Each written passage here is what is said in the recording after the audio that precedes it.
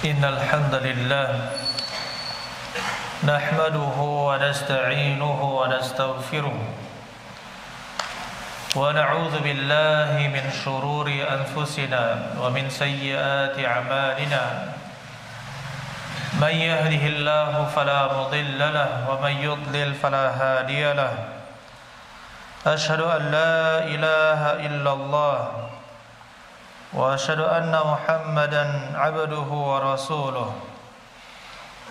اللهم صل على نبينا محمد وعلى آل محمد كما صليت على إبراهيم وعلى آل إبراهيم إنك حميد مجيد يا أيها الذين آمنوا اتقوا الله حق تقاته ولا تموتن إلا وأنتم مسلمون يا أيها الذين آمنوا اتقوا الله وقولوا قولا سديدا يصلح لكم أعمالكم ويغفر لكم ذنوبكم ومن يطع الله ورسوله فقد فاز فوزا عظيما وبعد أيها الإخوان rahimani wa rahimakumullah, saudara-saudara sekalian, bapak-bapak sekalian yang mudah-mudahan kita semua dirahmati oleh Allah Subhanahu wa taala. Alhamdulillah, Allah Subhanahu wa taala memberi kesempatan kita untuk sholat Jumat dan mendengarkan khutbah. Mudah-mudahan kita bisa mengambil pelajaran dan meningkatkan ketakwaan dengannya, menjalankan perintah Allah Subhanahu wa taala dan menjauhi larangan-larangan Allah Subhanahu wa taala. Ayyuhal ikhwan rahimani wa rahimakumullah. Ada seorang laki-laki datang kepada Nabi sallallahu alaihi wasallam dan dia berkata, "Ya Rasulullah, wahai Rasulullah, hadithni bihadithin waj'alhu mujaza." Kabarkanlah kepadaku suatu hadis dan jadikanlah dia ringkas. Kabarkanlah kepadaku suatu hadis dan jadikanlah dia ringkas. Faqala lahu an-nabiy sallallahu alaihi wasallam.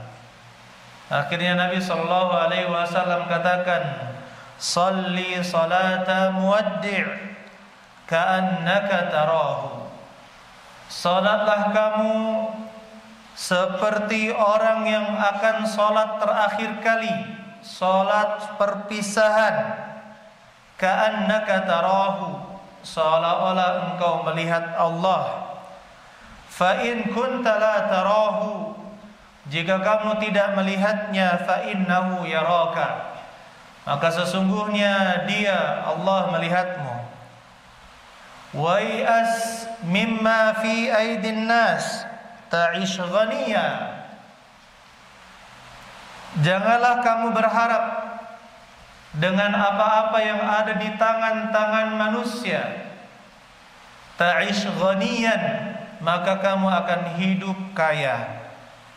Wa iyyaka wa ma yu'tadharu minhu, dan jauhilah olehmu apa-apa yang nanti membutuhkan minta maaf. Jauhilah olehmu apa-apa yang nanti membutuhkan minta maaf. Hadis ini diriwayatkan oleh Imam At-Tabrani.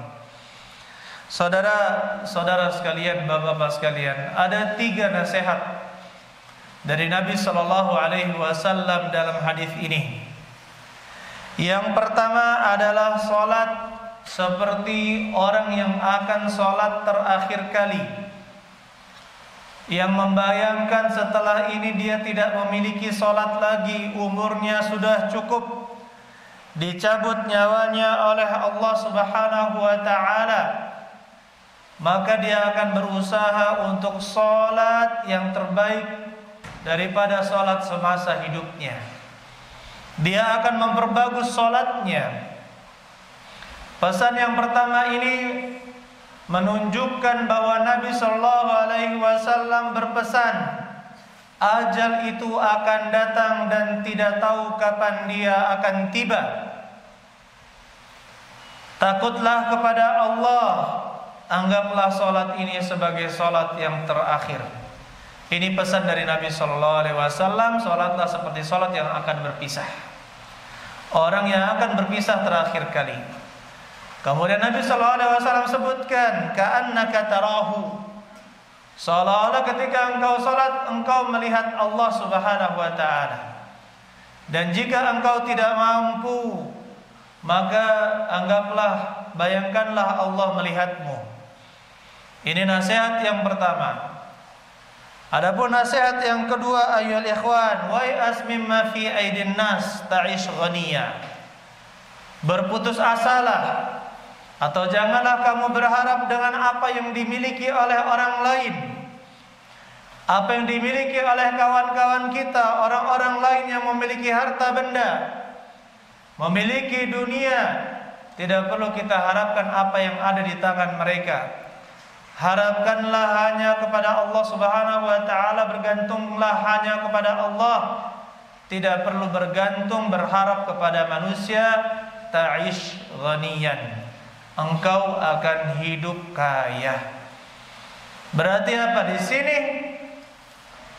Ada wasiat dari Nabi sallallahu alaihi wasallam, orang yang selalu berharap untuk memiliki apa yang dimiliki orang lain, sesungguhnya dia adalah orang yang terus merasa miskin, merasa tidak punya.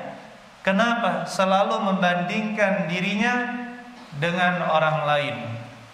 Kemudian yang ketiga, wa iyyaka wa ma yu'tadzaru minhu, dan jauhilah olehmu apa yang nantinya kamu perlu minta maaf.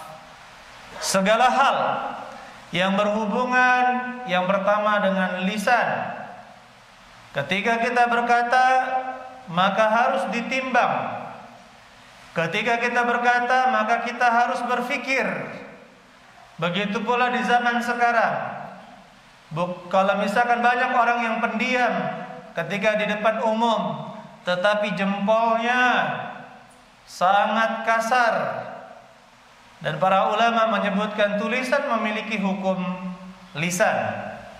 Tulisan memiliki hukum lisan. Jadi tidak hanya lidah yang kita jaga, tetapi tangan-tangan kita, jempol-jempol dan jari-jari kita juga harus kita jaga, apalagi di zaman sekarang ini. Saudara-saudara sekalian, begitu pula yang kedua, yang sesuatu yang bisa membuat kita nanti minta maaf adalah perbuatan zalim. Perbuatan-perbuatan zalim kepada orang lain, nanti minta maaf. Ketika mencela, nanti minta maaf. Ketika memukul, ketika melakukan hal-hal yang menzalimi orang lain, memelihara harimau dilepas begitu saja, seperti di Kuwait, Qatar, itu banyak orang ketakutan menzalimi orang lain. Kemudian yang ketiga, hal-hal yang dihindari nantinya akan minta maaf adalah hal-hal yang termasuk dalam khawarimul muru'ah. Hal-hal yang bisa merusak wibawa diri, walaupun dia bukan perbuatan dosa, tetapi tidak pantas dipandang oleh orang lain. Saya beri contoh, seorang penuntut ilmu pergi ke pasar, hanya memakai baju kaos oblong dan celana di atas setengah tiang, di bawah lutut. Apakah ini pantas? Jawabannya tidak pantas. Seorang guru tertawa terbahak-bahak, sedangkan di sekitarnya ada murid-muridnya. Maka yang seperti ini adalah khawarimul muru'ah. Dan nantinya apa? Ada hal yang perlu dia minta maaf. Afwan, sorry, maaf, saya begini. Itu disebutkan oleh Nabi SAW, wa iyyaka wa may yu'tadzar minhu. Jauhilah olehmu apa yang nanti kamu minta maaf karenanya. Tiga wasiat ini ayyuhal ikhwan menjadi nasihat yang sangat penting untuk kita hidup di dunia ini, menjalankan wasiat Nabi sallallahu alaihi wasallam. Barakallahu fikum jami'an.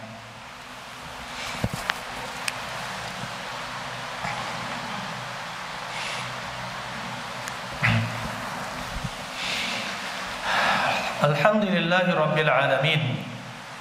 Wassalatu wassalamu akmalani ala nabi Muhammadin sallallahu alaihi wasallam wa ala alihi wa sahbihi ajma'in. Ayyuhal ikhwani taqullaha rabbakum. Nabi sallallahu alaihi wasallam pernah ditanya tentang wa mal ihsan. Apa itu al-ihsan? Tingkatan agama yang paling tinggi setelah Islam, iman, kemudian baru al-ihsan. Maka kata Nabi sallallahu alaihi wasallam, "An ta'budallaha ka'annaka tarahu." Engkau beribadah kepada Allah seolah-olah engkau melihatnya. Fa in lam takun tarahu fa innahu yaraka. Apabila engkau tidak melihatnya, maka bayangkanlah fa innahu yaraka, seolah-olah Allah melihatmu. Ini adalah tingkatan agama yang tertinggi. Ketika seorang beribadah dimanapun dia berada, selalu merasa diawasi oleh Allah Subhanahu wa ta'ala, baik dilihat oleh manusia maupun tidak dilihat oleh manusia, dilihat oleh istri dan anaknya maupun tidak dilihat oleh istri dan anaknya. Oleh karena itu ayyuhal ikhwan, wasiat Nabi sallallahu alaihi wasallam untuk menjadikan ibadah kita adalah ibadah yang terakhir. Ini patut kita camkan. Seperti seorang yang akan berkurban. Orang yang akan berkurban di Idul Adha, ketika dia punya harta tapi sedikit penghasilan, tapi dia cukup untuk berkurban. Coba berpikir, seandainya ini adalah kurban saya yang terakhir, maka apa yang dilakukan? Ini adalah sebentar lagi saya mati, sebentar lagi saya akan meninggal. Maka tentu dia akan memperbaiki amalannya dan menjadikan kurbannya adalah kurban yang terbaik. Kemudian ayyuhal ikhwan, nasihat yang kedua dari Nabi sallallahu alaihi wasallam agar tidak berharap dari apa yang ada di manusia. Kita mendapatkan orang yang punya, orang kaya, mudah-mudahan orang itu nanti akan memberikan saya ini.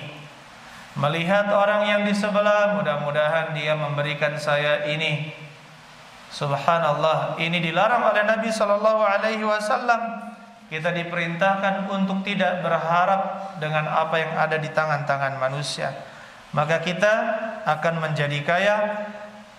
Kata Rasulullah sallallahu alaihi wasallam, "Wazhad fi ma fi aidin nas yuhibbakan nas." Dan berzuhudlah, janganlah berharap dengan apa yang ada di tangan-tangan manusia. Maksudnya berupa harta dan dunia. Yuhibbakan nas, maka manusia akan mencintaimu. Manusia akan senang jika dikit-dikit seorang manusia minta nyicip, saya ambil ya, traktir dong, minta ini dong. Subhanallah, orang berbeda dengan Allah Subhanahu wa ta'ala. Allah Subhanahu wa ta'ala kalau kita berdoa sampai merengek seperti anak kecil, Allah suka yang seperti itu. Tetapi kalau manusia satu kali diminta, oke, dua kali sudah mulai perasaan, tiga kali, empat kali, lima kali, ini minta terus, nggak tahu apa nih, nggak tahu adab, nggak tahu malu. Manusia akan berubah hatinya.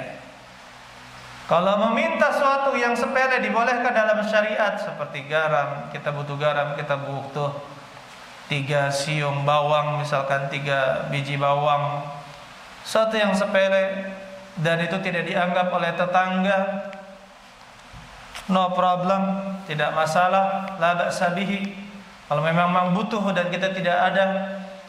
Tetapi kalau misalkan hari ini minta 1/4 kilo, besok 1/4 kilo lagi, besok 1/4 kilo lagi, bagaimana perasaan manusia? Akan berkurang kecintaannya di dalam hati. Apalagi kalau misalkan kita dikit-dikit ngutang tidak dibayar. Ini akan mengurangi kecintaan seorang terhadap kita. Kemudian ayol ikhwan, rahimani wa rahimakumullah, wa iyyaka wa ma yu'tadzar minhu. Ya, dan Nabi sallallahu alaihi wasallam juga menasihati kita untuk meninggalkan hal-hal yang terutama masalah lisan. Ini sangat berbahaya. Celaan-celaan mari kita hindari, ejekan-ejekan mari kita hindari. Jaga lisan kita. Kata Nabi sallallahu alaihi wasallam, "Man yadman li ma baina lihyaihi wa fakhidaihi, adman lahul jannah." Barang siapa yang bisa menjamin apa yang ada di antara jenggot dan kumisnya dan apa yang ada di antara dua pahanya, maksudnya kelamin, maka saya jamin dia masuk surga. Saya jamin dia masuk surga. Yang bisa menjaga mulutnya dan juga yang bisa menjaga syahwatnya, maka Rasulullah SAW jamin orang tersebut masuk ke dalam surga. Oleh karena itu, mari pandai-pandailah kita menjaga lidah kita. Setiap orang itu berbeda. Kita berdiri sesuai tempatnya, berbicara sesuai tempatnya. Berbicara kepada yang lebih tua tentu berbeda dengan berbicara kepada yang lebih muda. Begitu pula kepada teman sebaya. Yang berjabatan tentu berbeda dengan yang tidak punya jabatan. Kemudian bagaimana tamu tentu berbeda dengan berbicara kepada kita yang menyambut tamu. Oleh karena itu ya ikhwan, mari kita hidup di dunia ini pasti bersama-sama orang lain, memperhatikan adab, minta kepada Allah agar memiliki akhlak yang mulia, karena akhlak yang mulia itu adalah pemberian dari Allah Subhanahu wa taala, dan kita mohon kepada Allah agar bisa memiliki akhlak yang mulia. Ihdini li ahsanil akhlak, la yahdini li ahsaniha illa anta. Tidak ada, tunjukkanlah aku kepada akhlak yang mulia, tidak ada yang menunjukiku kepada akhlak tersebut kecuali Engkau. Doa Nabi sallallahu alaihi wasallam di salat malam beliau. Akhirnya di hari Jumat adalah hari yang sangat baik untuk berselawat. Bahkan Allah Subhanahu wa taala menyuruh kita untuk berselawat kepada Nabi Muhammad sallallahu alaihi wasallam. Allahumma salli wa sallim ala nabiyil Mustafa Muhammadin wa ala alihi wa sahbihi ajma'in. Allahumma ighfir lil muslimina wal muslimat wal mu'minina wal mu'minat al ahya'i minhum wal amwat. Allahumma rabbana zalamna anfusana fa illam taghfir lana wa tarhamna lakunanna minal khasirin. Allahumma innaka 'afuwun tuhibbul 'afwa fa'fu anna. Allahumma innaka 'afuwun tuhibbul 'afwa fa'fu anna. Allahumma innaka 'afuwun tuhibbul 'afwa fa'fu anna. Rabbana atina fid dunya hasanah wa fil akhirati hasanah wa qina adzabannar. Alhamdulillahirabbil alamin. Salam.